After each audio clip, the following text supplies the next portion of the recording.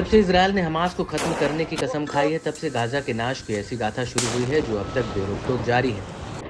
Gaza ही नहीं, उसके कई गुना बड़े वेस्ट बैंक में भी इजरायल के हमले जारी हैं। इस बीच एक चौंका देने वाली खबर ने दुनिया भर का ध्यान फिर से इस ओर खींचा है। गाजा पर चल रहे युद्ध के बीच इजरायल ने कब्जे वाले वेस्ट बैंक में 23.7 वर्ग किलोमीटर फिलिस्तीनी जमीन को अवैध रूप से कब्जा कर लिया है। इजरायल का ये कब्जा पिछले 20 सालों में हथियाई गई कुल जमीन से कई ज्यादा है। इजरायली सरकार वेस्ट बैंक में 3000 एकड़ से ज्यादा भूमि को जब्त करने वाली है। साथ ही इन जमीनों को राज्य की जमीन घोषित करने के साथ साथ करीब 5300 नई आवास इकाइयों के साथ मौजूदा बस्तियों का विस्तार करने की प्लानिंग है।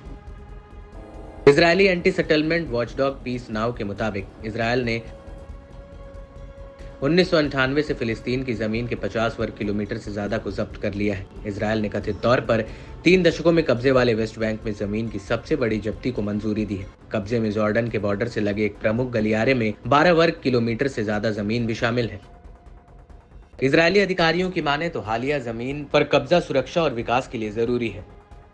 हालांकि यूएन के प्रवक्ता स्टीफन हुजारिक ने इस गलत दिशा में एक कदम करार देते हुए कहा, हम जिस दिशा में जाना चाहते हैं वह बातचीत के जरिए 2 स्टेट सॉल्यूशन ढूंढना है। बताया जाता है कि इजरायल ने फरवरी में वेस्ट बैंक में 2.6 वर्ग किलोमीटर जमीन और मार्च में 8 वर्ग किलोमीटर जमीन कब्जाई है। ये कार्रवाइयां वेस्ट बैंक पर इजरायली कब्जे का विस्तार करने और फिलिस्तीनी राज्य की संभावना को कमजोर करने की रणनीति का हिस्सा बताया जा रहा है। पिछले 3 दशकों में बस्तियों की संख्या में भारी विस्तार हुआ है। 1987 में पूर्व यरूशलेम को छोड़कर वेस्ट बैंक में करीब 60,000 इजरायली रहते थे। यह आंकड़ा 2005 तक करीब 2,47,000 और 2021 आते आते 4,65,000 तक पहुंच गया। नेतन्याहू सरकार के हालिया कदम के बाद इन आंकड़ों में और तेजी आने की संभावना है।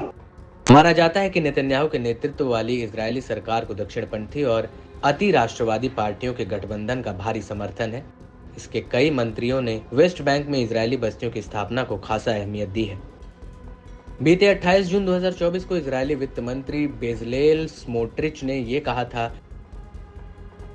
कि वह 1 मिलियन बाशिंदों को लाएंगे। उनके जीवन का मिशन फिलिस्तीनी राज्य की स्थापना को विफल करना है। एक बस्ती हर उस देश के लिए जिसने पिछले महीने फिलिस्तीन को एक राज्य के रूप में मान्यता दी थी, ये उसकी सजा है। वहीं G7 देशों के विदेश मंत्रियों ने साझा बयान जारी कर इजरायली सरकार के हालिया कदमों की निंदा की। बताया जाता है कि कई इजरायली इन बस्तियों को अवैध नहीं मानते हैं। वे इन्हें पुराने इजरायली इलाकों और यहूदी इतिहास और पहचान के एक महत्वपूर्ण हिस्से के रूप में देखते हैं। हालांकि इस बात में कोई दो राय नहीं है कि इतने बड़े पैमाने पर फिलिस्तीनी जमीन को कब्जाने भरा कदम हमेशा से ही हिंसा की वजह रहा है।